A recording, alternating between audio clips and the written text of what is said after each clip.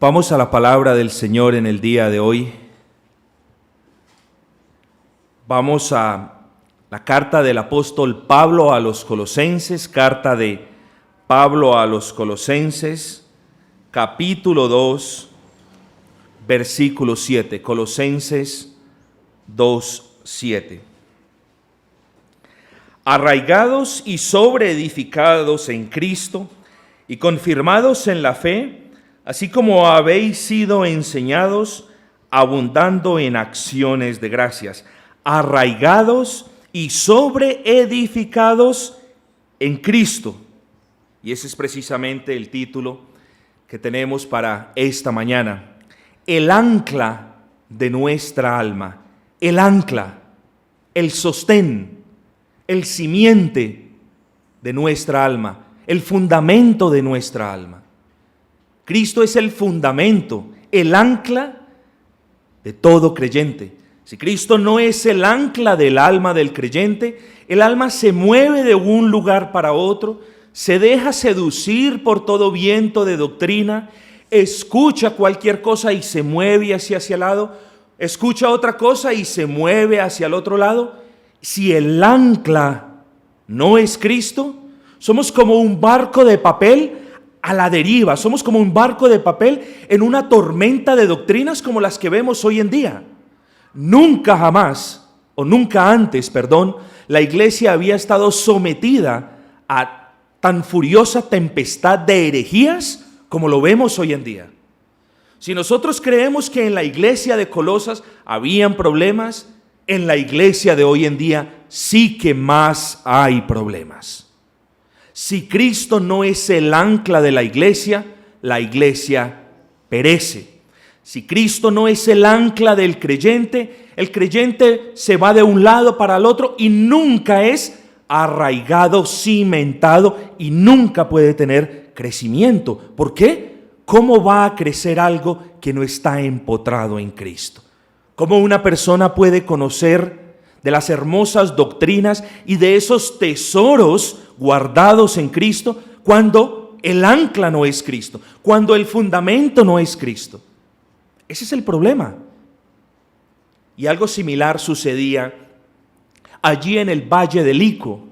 Recuerden, allí habían 3 ciudades: Colosa, Laodicea y Herápolis. Yo les comentaba que este valle era caracterizado, sufría muchos temblores, muchos movimientos telúricos. De hecho, estas 3 ciudades, cuenta la historia, que en el año 17 después de la muerte del Señor fueron destruidas cuando Tiberio era aún el emperador de Roma, y en el año 60 después de la muerte de nuestro Señor, cuando Nerón era el emperador, también fueron destruidas. Entonces, la perspectiva histórica de que allí en este valle ocurrían grandes terremotos es una perspectiva histórica que la podemos considerar como genuina. Y de hecho el apóstol Pablo en el versículo 7 nos dice: arraigados, echad raíces, adheridos, estad unidos y sobreedificados en él y confirmados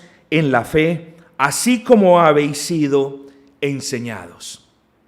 Es muy importante que nosotros entonces tengamos esta figura de los terremotos allí en el trasfondo, allí detrás, allí, por así decirlo, en nuestras mentes, porque si tenemos ese telón, por allí decirlo, podemos ver bien cuál es el mensaje del apóstol Pablo. El mensaje básicamente era: Colosenses, las herejías, las mentiras, los engaños que están entrando a la iglesia la van a hacer temblar. Por lo tanto, cada uno de ustedes tiene que estar fundamentado en Cristo. Vuestras almas tienen que estar ancladas en Cristo, porque van a venir movimientos telúricos dentro de las iglesias. Van a venir herejías y mentiras. Eso es virtualmente imposible de parar. Pero es mi labor, es mi responsabilidad mostrarles la verdad. Por eso dice el apóstol Pablo: confirmados en la fe, es decir, confirmados en la doctrina, así como habéis sido enseñados, no lo dice, pero lo asumimos, por Epafras. Amados, yo les hago una pregunta antes de entrar en materia. Ustedes vienen, ustedes escuchan la sana doctrina. ¿Qué más están escuchando ustedes en casa? ¿Qué más están viendo ustedes en casa? Es la pregunta que yo les hago. El apóstol Pablo hace una relación directa del arraigamiento, de la edificación, hace una relación directa entre estos dos puntos y la confirmación de la doctrina en la cual están siendo enseñados. Yo no soy responsable por lo que ustedes escuchen en casa, pero muchas veces les he advertido en el amor del Señor: cuidado con lo que escuchan en casa. Cuidado, porque vamos a ver, las mentiras y las herejías no se presentan como algo dañino, sino como algo edificante, como algo productivo. Tenga cuidado qué predicador está viendo en casa. Vamos a probar este punto más adelante. La iglesia de Colosas era una iglesia fiel, amante de la verdad, pero algunas personas se estaban metiendo, algunas personas se estaban colando para sembrar la cizaña, para sembrar la mentira. Bien sea que estas personas hayan sido pícaras, engañadoras o ignorantes, el objetivo es el mismo. Estaban sembrando mentiras, estaban sembrando doctrinas que Epafras no estaba enseñando. Tengan cuidado con lo que oyen en casa.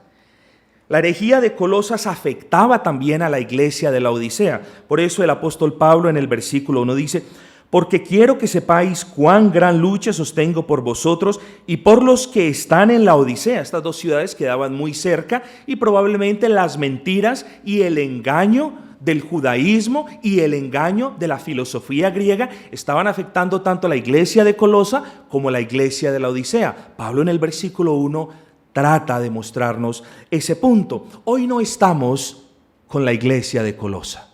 Yo no soy Pablo, pero como les digo, los problemas de la iglesia son de la misma naturaleza, pero en proporciones diferentes. El problema de la iglesia es la misma naturaleza. Van a venir engañadores, hay engañadores en el internet, y el problema es que aún hoy en día abundan más que en los tiempos de Pablo. Tenemos que tener extremo cuidado con lo que vemos y con lo que oímos. ¿Por qué? Una vez más, porque si tú no estás arraigado en Cristo, todo te va a parecer muy genuino, todo te va a parecer muy edificante, pero no entiendes que muchas quizás de las cosas que ves y oyes son burdas herejías, son burdas mentiras.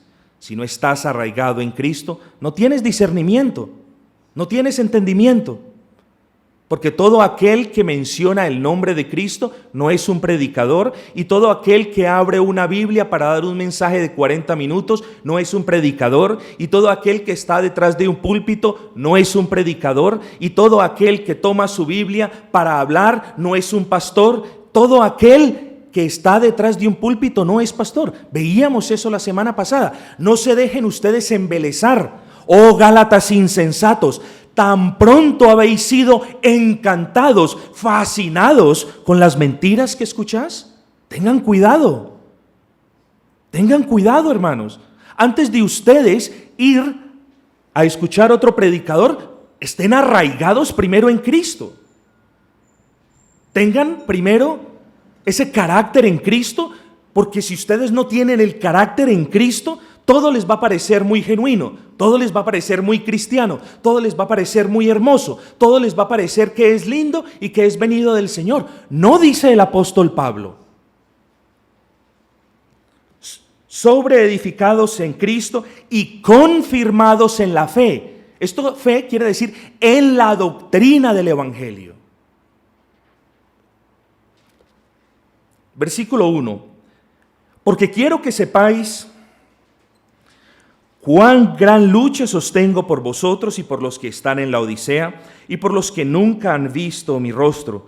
Pablo tenía una lucha en contra del enemigo de las almas, como la debe tener todo pastor. Todo pastor debe luchar contra el enemigo de las almas, porque el enemigo de las almas quiere venir a la iglesia a robarse las almas. Y no solamente viene, por así decirlo, a manera de una persona.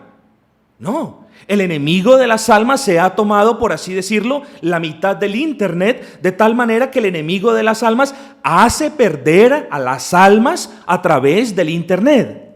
Amigos, yo les advierto, no les estoy diciendo no entren al internet. No les estoy diciendo eso, jamás lo he dicho.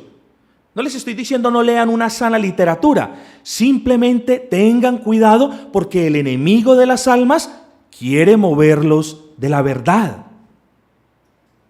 Es muy sutil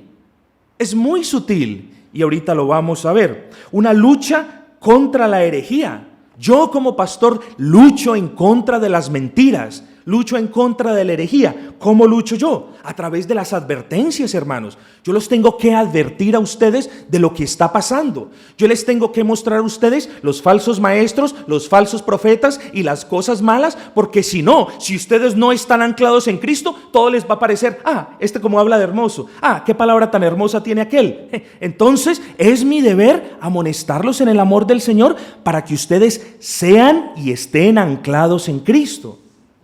Esa es parte del ministerio, la amonestación a través de las advertencias. ¿Qué otro? ¿Cuál es otra la lucha que sostiene el pastor? Lucho por edificarlos. Muchos de ustedes, espero todos, quieren crecer en el Señor, quieren crecer en el conocimiento del Señor. Eso es un deseo legítimo. Yo no esperaría menos de un genuino creyente, pero amados, antes de crecer en el conocimiento de las doctrinas de Cristo, tenemos primero que estar arraigados en Cristo. Yo lucho por ustedes, yo lucho por edificarlos, yo lucho por enseñarles. Ese es mi esmero. Entonces, amados, Pablo sostenía lucha porque había problema en las iglesias. Gracias al Señor, los problemas que nosotros tenemos son de carácter mínimo y yo los voy ajustando a medida que el Señor me va permitiendo, porque no permitiré que entre la mentira ni la herejía a esta congregación. Ese es mi deber como pastor. Pablo sostenía una lucha porque en Colosas y en la Odisea habían problemas y todo genuino pastor también debe luchar por la iglesia y debe prevenirlos y amonestarlos en el amor del Señor y alertarlos de las herejías y mostrarles el camino de la verdad. Pero hay una cosa, si ustedes no quieren ser instruidos, entonces ¿dónde van a terminar? Gracias al Señor, el día que yo sea juzgado por mi bendito Señor, de lo que hice y de lo que dije en la iglesia, quizás muchas cosas el Señor me irá a recriminar, por así decirlo. Quizás me mostrará muchos errores que cometí, pero jamás, créanme, lo creo en mi corazón, jamás podré ser amonestado por no advertirles acerca de la sutileza del enemigo de las almas a través de doctrinas que parecen genuinas, pero que no lo son. Se los he dicho muchas veces, amados, muchas veces, y yo les llamo entonces a la obediencia en el Señor, porque es por el bien de la iglesia, es por el bien también suyo como persona. Versículo número 2, para que sean consolados sus corazones unidos en amor. Los creyentes están unidos en amor, pero los que siembran cizaña, los que traen mentiras, los que ventilan herejías, no están unidos a la iglesia, no lo pueden estar. No lo pueden estar. El llamado al amor entre creyentes es precisamente para creyentes. Una persona que esté unida en el amor de Cristo con los demás es una persona que tiene un amor especial para con los demás. Es una persona que tiene un amor especial para con la iglesia. Jamás, si esa persona tiene el amor de Cristo en su corazón, jamás a esa persona se le va a ocurrir hacer algo o decir algo en contra de la iglesia, porque la iglesia no son 3 bancas ni son 4 paredes. La iglesia es la novia de Cristo. Por lo tanto, cuando tú quieres sembrar cizaña o cuando tú quieres atacar a las personas de la iglesia, estás atacando a la novia de Cristo.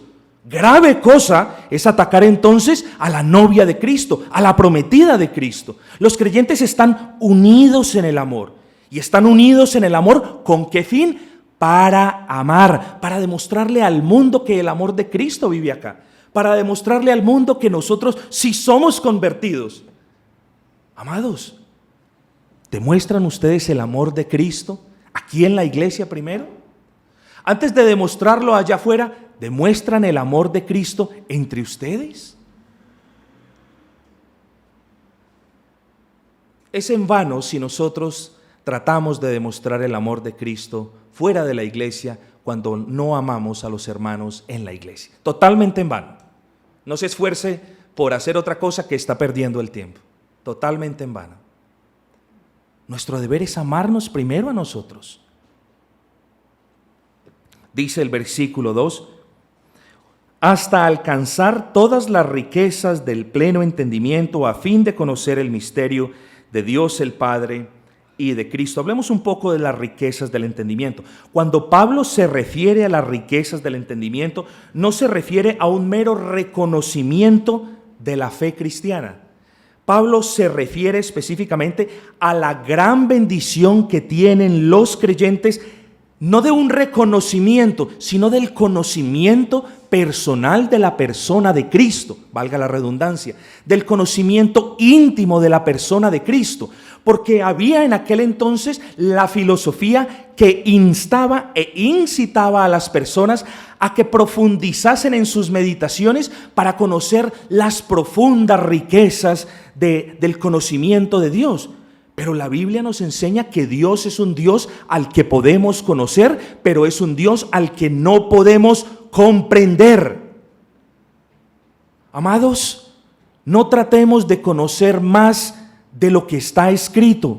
No especulemos mentalmente lo que no está claro en la palabra. Bastémonos en la palabra y bastémonos en la persona de Cristo, porque cuando las enseñanzas de la iglesia no son suficientes, cuando Cristo no es suficiente, las personas salen a buscar otras cosas. ¿Ven? Amados, tengamos sumo cuidado. Tengamos sumo cuidado porque en Cristo yace todo el conocimiento de Dios. Cuando nosotros conocemos a Cristo, no estamos argumentando que conocemos plenamente a Dios. Conociendo a Cristo, conocemos lo que es esencial para la salvación de nuestras almas. Y eso es lo que le dice Pablo a los de la iglesia de Colosa. No se preocupen por el conocimiento filosófico, no se preocupen por ninguna otra cosa. En Cristo vosotros estáis completos. Cristo es suficiente. Lo que les están enseñando es suficiente. Contentaos con esa doctrina para que luego, enraizados, arraigados, puedan ser sobreedificados. Esas son las riquezas de pleno entendimiento. Una persona convertida, ¿cuántas veces quizás no te ha pasado? No entiendes una doctrina, tratas de luchar con ella, de repente viene una predicación o estás escuchando una predicación o de repente estás orando o estás en tus devocionales, vuelves a la iglesia y entiendes la palabra, entiendes la doctrina. Eso causa gozo entre el creyente. Cuando no hemos entendido una doctrina y luego la entendemos, eso nos llena de gozo. El entendimiento de Dios es una bendición. Amados, ¿de qué sirve el conocimiento intelectual si no hay discernimiento espiritual? ¿De qué sirve llenarnos de conocimiento si no hay entendimiento? Una cosa es el entendimiento y otro el conocimiento. Necesariamente una persona que conozca algo no necesariamente lo entiende. Hay muchas personas que conocen toda la Biblia, pero no la entienden. ¿Por qué? Porque es un secreto, es un tesoro que está guardado para los hijos de Dios.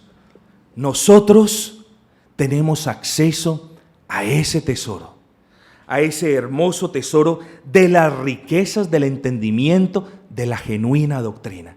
Cuando tú entiendes las genuinas doctrinas, tú no estás maravillado con cualquier otra cosa que te presentan allá afuera. Cuando tú entiendes la doctrina que te están enseñando en la iglesia, tú no tienes necesidad de ir a mirar otras cosas afuera. Cuando tú estás gozoso por la manera como el Señor te está edificando, tú no sientes la necesidad de buscar nada más. Ese es una persona, un creyente, cuya ancla es Cristo. Versículo número 3, en quien están escondidos todos los tesoros de la sabiduría y del conocimiento. Los tesoros de la sabiduría y del conocimiento están escondidos en Cristo. Estuvieron escondidos a los sabios y a los astutos de este mundo. Estuvieron escondidos de cierta manera en los rituales y en las ceremonias de los judíos en el Antiguo Testamento. Y hoy en día aún están escondidos para los incrédulos. Este versículo no quiere significar que están escondidos para el creyente. No, por la gracia del Señor, Dios ha permitido, nos ha dado la capacidad de ese entendimiento. El incrédulo no puede discernir estos temas.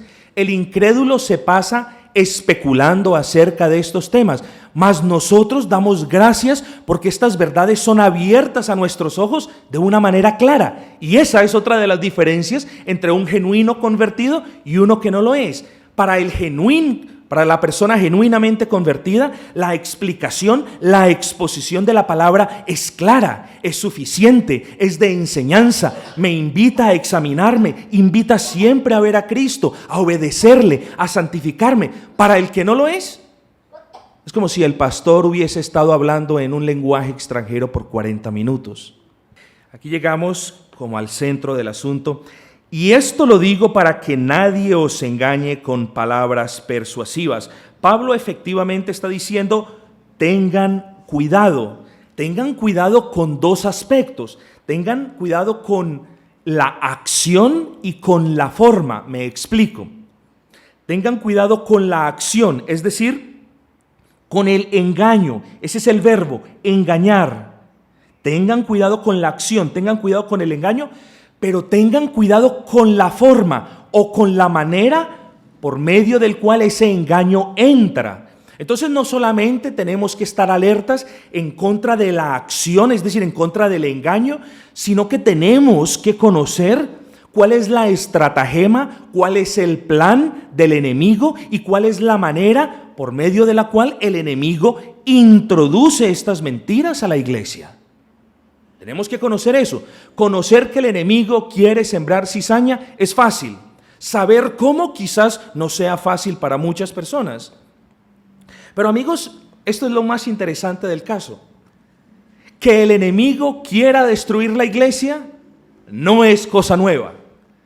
Que el enemigo quiera hacer temblar la iglesia para que ésta caiga no es cosa nueva. Que el enemigo quiera ver la ruina de la iglesia para él burlarse de Cristo no es cosa nueva. ¿Ven? Como tampoco lo es las tácticas usadas por el enemigo. Miren las palabras del apóstol Pablo.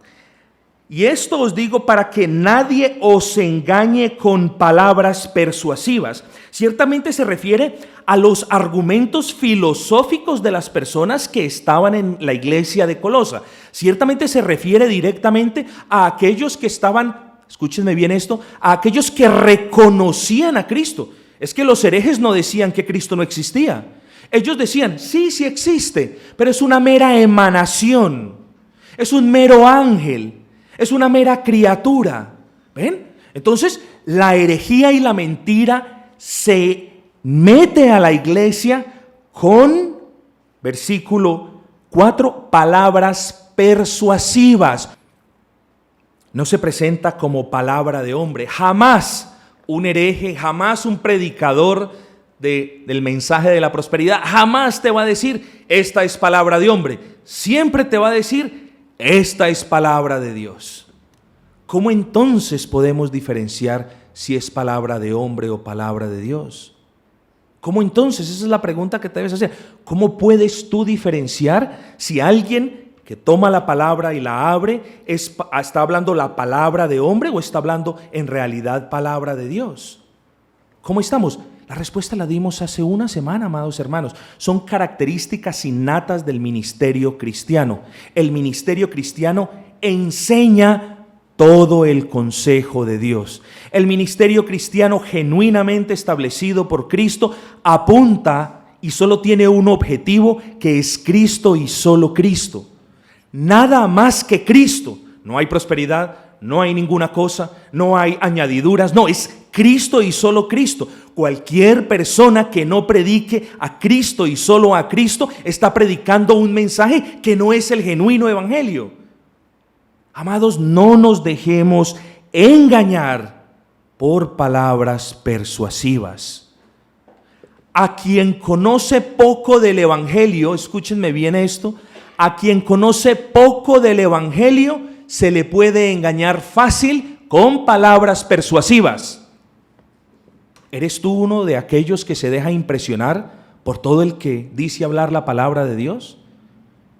¿Eres tú uno de los que se maravillan, de los que se asombran por todo aquel que abre una Biblia y se pone en un escenario con 3,000 o 4,000 personas? ¿Eres tú uno de los que se dejan convencer fácilmente por las palabras sagaces, versículo 4, y persuasivas, es decir, que parecen mucho la verdad, palabras convincentes? ¿Eres tú quien fácilmente se deja convencer o persuadir por todo aquel que abra una Biblia? Si ese es tu caso, no tienes espíritu de discernimiento. Si ese es tu caso, tu alma no está anclada en Cristo. Versículo número 5.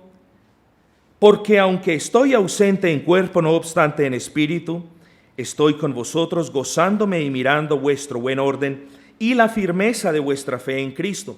Amados, aquí yo quiero tomar este versículo rápidamente para darle gracias al Señor por la iglesia. De verdad, doy gracias al Señor por la iglesia. Ninguno de nosotros es perfecto, pero yo me gozo mirando generalmente vuestro buen orden. ¿Nos falta por aprender? Nos falta por aprender. ¿Les falta a ustedes un poquito por obedecer? Quizás les falta. Pero yo generalmente veo un buen orden, veo sinceridad. Entonces yo creo que es una gran oportunidad en este versículo para yo darle gracias al Señor cuando miro vuestro buen orden y vuestra fe en Cristo. Pero miren que a pesar de esto, Pablo les advierte fuertemente: cuidado con quienes están dentro de vosotros, que están enseñando cosas diferentes a lo que les está enseñando Epafras, vuestro pastor. Cuidado con los que están alrededor de vosotros, quienes están enseñando que por medio del ceremonialismo judaico, de la circuncisión, para ser más preciso, ustedes son salvos. Cuidado con aquellos que los están tratando de engañar con argumentos persuasivos, incitándoles a que busquen la sabiduría de Dios a través de la meditación y de la filosofía. Cuidado, a pesar de que Pablo amaba grandemente la iglesia de Colosa, a pesar de que la iglesia de Colosa era una iglesia ejemplar en orden y en fe, la labor de Pablo, ¿cuál era? Amonestarles, advertirles y mostrarles el peligro de que el ancla de su alma no fuese Cristo. Entonces es un llamado doble. Mientras que doy gracias al Señor por todos vosotros, mientras que doy gracias al Señor por vuestro buen orden y vuestra fe, también debo advertirles a ustedes para que las palabras persuasivas de otros engañadores no los muevan de la fe en Cristo. Un genuino creyente, vale la pena decir, un genuino creyente, enfatizo, jamás se perderá, pero un genuino creyente puede desviarse, puede tropezarse grandemente. Ahora, si ha habido una persona que ha profesado la fe en Cristo y que se ha dejado convencer de estos argumentos persuasivos de quienes no tienen otro objetivo sino engañar y promover el error dentro del cuerpo de Cristo, y se pierde tras él, ¿nosotros qué decimos? ¿Perdió la salvación? Jamás. Lo único que pasó con esta persona fue que su profesión de fe fue totalmente falsa. Nunca fue creyente, nunca fue convertido. Vivió una vida totalmente en engaño, profesando un cristianismo de un corazón que jamás fue arraigado en Cristo. Tengan cuidado ustedes, examínense en ustedes. Si vuestro corazón está genuinamente arraigado en Cristo, si el ancla de tu alma es Cristo, ustedes están gozosos de que yo les advierta en contra de las artimañas del enemigo.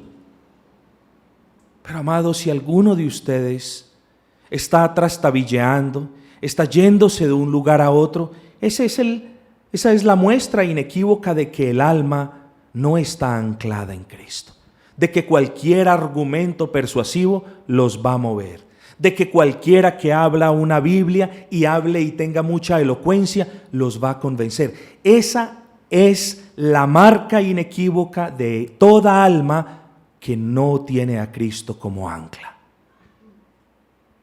Se dejan seducir, como dice Pablo, se dejan encantar. Esa palabra tiene su derivación. Se dejan hechizar, se dejan embelezar. Amados, tengamos entonces cuidado con lo que oímos, tengamos cuidado con lo que hablamos, tengamos cuidado de respetar el cuerpo de Cristo, la novia de Cristo, la prometida de Cristo. Tengamos cuidado de no contaminarla con ideas que nosotros quizás estamos adquiriendo allá afuera. Si usted, amado, y le hago una advertencia en el amor del Señor, si usted está siendo alimentado por una doctrina diferente a la que se da en esta iglesia, yo jamás le voy a cerrar las puertas, jamás le voy a decir que no venga, pero si quiero ser muy claro con ustedes, sí le voy a pedir que no traiga su mentira, sí le voy a pedir que no traiga su enseñanza dentro de la iglesia, y le voy a pedir a todo aquel que pertenezca genuinamente a la iglesia de Cristo que rechace con amor toda enseñanza que no vaya de acuerdo con la enseñanza que venga desde aquí, desde este lugar que estableció el Señor. Amados, yo soy muy claro. No les estoy ni alzando la voz, les estoy amonestando en el Señor. Si ustedes no quieren obedecer a la palabra, entonces ahí me toca intervenir de una manera quizás un poquito más personal y decirles: si usted no quiere obedecer a la palabra y si usted quiere y persiste en escuchar doctrinas con argumentos persuasivos que no se conforman a la verdadera doctrina del Evangelio, si usted, a pesar de mi advertencia, quiere desobedecerlo, yo no le puedo decir no lo haga, porque no puedo estar en su casa siendo su niñero o su niñera, no lo puedo hacer. Lo que sí les voy a pedir es que si ustedes persisten en ser nutridos con mentiras, tengan cuidado de no traerla acá. Eso se los pido como favor, como pastor, como hermano, como amigo. Y a los que son parte del cuerpo de Cristo, yo les pido: amen su iglesia, cuiden su iglesia. Muchos de ustedes oraron por años por una iglesia bíblica. El Señor pone una iglesia bíblica y la vamos a destruir con argumentos, la vamos a destruir con mentiras, la vamos a destruir con comentarios. No, amados, no. Como dice en el mundo, por encima de mi cadáver. Ya cuando yo me vaya, no sé qué sea lo que va, no sé qué vaya a ocurrir, pero mientras yo esté acá, siempre les seguiré amonestando en el amor de Cristo. No permitamos que las mentiras entren a la iglesia, no contristemos el Espíritu Santo que el Señor nos ha dado, no cometamos tal pecado. Cerremos entonces con el versículo 6 y 7. Por tanto, de la manera que habéis recibido al Señor Jesucristo, andad en Él. Solamente es una explicación básica, porque ya lo he mencionado en varias oportunidades. Recibido al Señor Jesucristo. ¿Qué es recibir a Cristo? Es una de las cosas que desafortunadamente no nos han enseñado muy bien.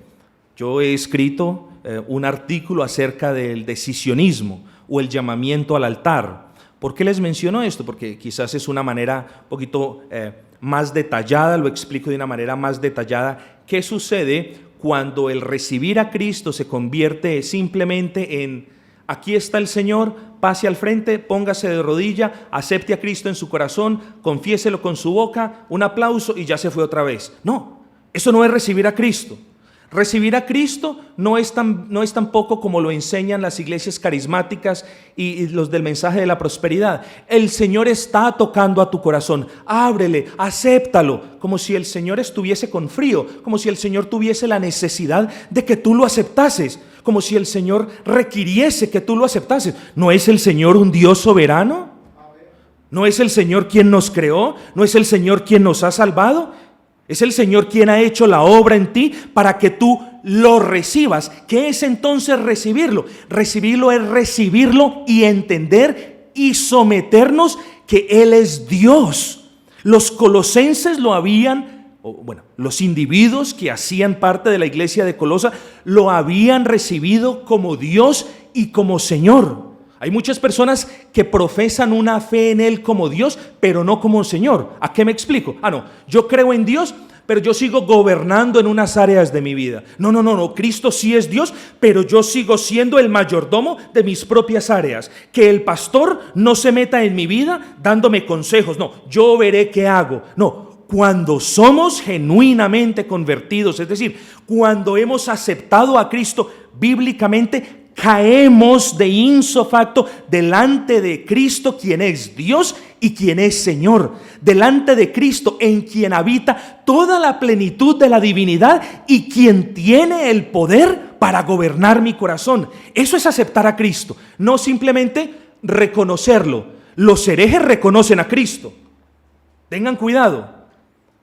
Los del mensaje de la prosperidad, los del mensaje de la sanidad, los del mensaje de la profecía, ellos reconocen a Cristo, porque si no reconocen a Cristo, no tienen súbditos, no tienen seguidores, sus iglesias estarían vacías. A ellos les toca reconocer a Cristo, parte de la divinidad.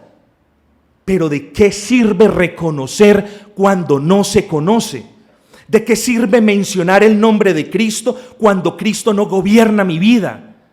¿De qué sirve decir yo soy cristiano cuando Cristo no es el Señor de toda mi existencia? ¿De qué sirve decir soy cristiano? Es decir, ando como Cristo cuando, versículo 6, por tanto de la manera que habéis recibido al Señor Jesucristo, andad como Él. El verdadero creyente, quien ha recibido genuinamente a Cristo, anda en Cristo, anda como Cristo.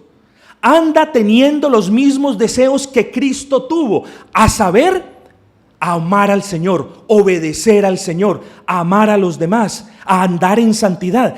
¿Quién genuinamente ha aceptado a Cristo? Eso es lo que hace, anda tras Cristo. No anda tras los predicadores X, Y y Z. ¿Quién genuinamente ha conocido a Cristo, ama a Cristo, quiere imitarle en lo que Cristo hizo? Amados, tengan cuidado, tengan cuidado. Nosotros nos movemos en una dirección. Los genuinos creyentes se mueven en una y solo en una dirección, hacia arriba, siguiendo a Cristo. Nosotros seguimos a Cristo, siguiendo a Cristo. Cristo irradia la luz y nosotros podemos entender más las doctrinas. Si nosotros estamos siguiendo a Cristo, a medida de que lo seguimos, vamos avanzando en santificación, vamos mirando el ejemplo del Maestro. Su luz nos enseña, su luz nos revela las doctrinas de una manera progresiva, de una manera gradual. Ningún creyente conoce todo como en un paquete. Lo conozco todo, no tengo necesidad de nada más. No, a medida que andamos en Cristo, a medida que avanzamos en el caminar cristiano, vamos conociendo, vamos teniendo más entendimiento. Amados, pero quien no sigue a Cristo, ¿qué está aprendiendo?